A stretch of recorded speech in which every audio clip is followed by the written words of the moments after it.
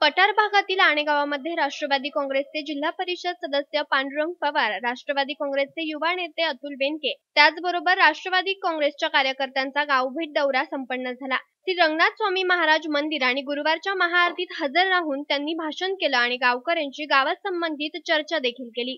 पाहुयात आमचे आण्याचे प्रतिनिधी प्रवीण कांबळे यांनी याबाबतची पाठवलेली काही क्षणचित्रे.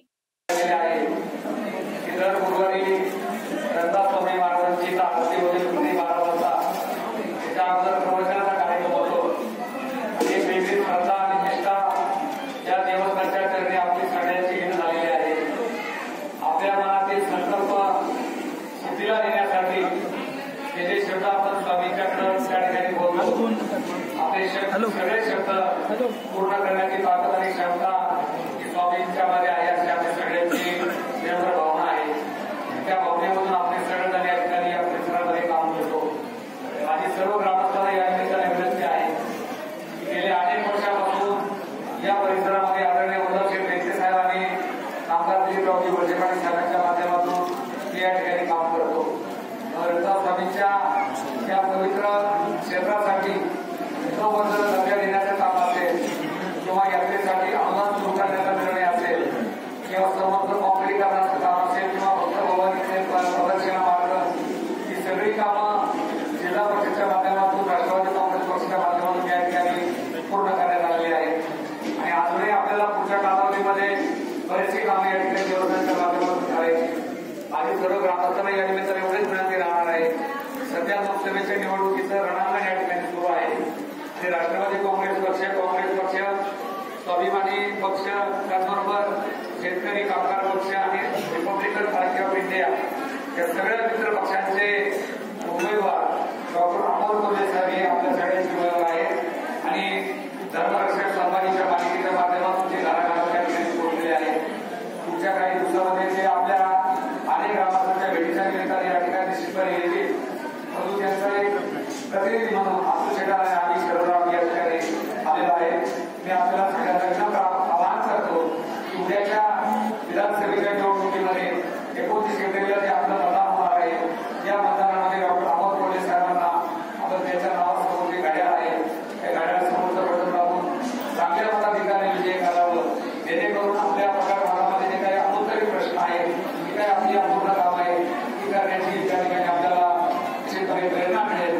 हा विश्वास निमित्ताने आपल्याला देतो आणि पुन्हा एकदा सर्व ग्रामस्थांना विनम्र आवाहन करू आदरणीय अतुल बेनके यांना विनंती करतो की त्यांनी सर्व ग्रामस्थांना भाविकांना संबोधित करावं.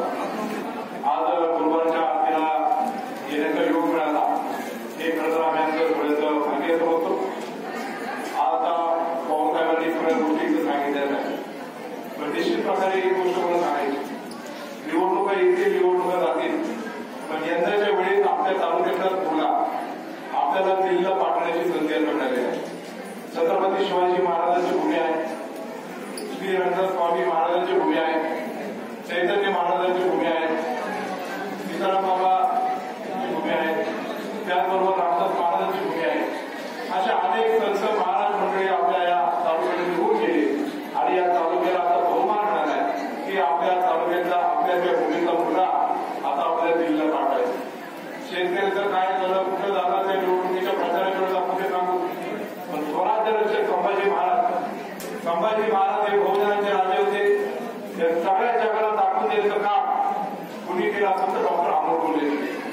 आपण समजलं ती मालिका संध्याकाळी 9-9:30 दरम्यान ती पाहत असतो. पण तुम्हाला माहितच ती सिरियल निधी अभावी आणि पैसे अभावी बंद पडणार, पण ती मालिका बंद न पडू दे. माझ्या महाराजांचा इतिहास सगळ्यांच्या जगासमोर गेला पाहिजे म्हणून डॉक्टर अमोल कोल्हेंनी स्वतःचं घर विकलं, पण या मालिकेमध्ये मात्र खंड पडून दिला नाही. एवढा मोठा त्याग या व्यक्तीने केलेला आहे. अत्यंत हुशार असा मुलगा आहे. माझ्या खूप जवळचा मित्र आहे. 10वी 12वी मध्ये बोर्ड मध्ये आला, नंतर MBBS डॉक्टर झाले, नंतर वर्ल्ड हेल्थ ऑर्गनायझेशनच्या अशा नामवंत संस्थेमध्ये त्यांनी काम केलं आणि अभिनयाची आवड असल्यामुळे अनेक चित्रपट मालिकेमध्ये त्यांनी काम केलं. तर छत्रपती शिवाजी महाराजांचा इतिहास दाखवण्याचं काम केलं, छत्रपती संभाजी महाराजांचा इतिहास दाखवण्याचं काम केलं. तर ते सगळं करत असताना आपलं सर्वस्व आपलं घर दार कोणाला लावून त्यांनी जो त्याग केला आहे त्या त्यागाचं प्रतीक म्हणून स्वतःला एक मुलगा समजून डॉक्टर साहेबांच्या पाठीशी उभा राहावं एवढी मला विनंती करायची. पक्ष अनेक आहेत, प्रत्येकाचे विचारधारा वेगळे आहेत. त्यांनी पक्ष असेल, त्याचा नेता प्यारा असेल, गटकर असेल, त्याच्याबद्दल मला काय म्हणायचं. पण यंदाची निवडणूक ही वेगळी आहे आणि डॉक्टर अमोल कोल्हे साहेबांना सगळ्याच पक्षातल्या लोकांनी एकत्र घेऊन आपल्या तालुक्याचा सुपुत्र आहे या नात्याने सगळ्यांनी उभं राहावं अशी मी आपल्या सर्वांना नम्रपणे विनंती करतो. देवस्थानच्या वतीने आम्हाला स्वागत सत्कार करण्यात आला, त्याच्याबद्दल आभार मानतो.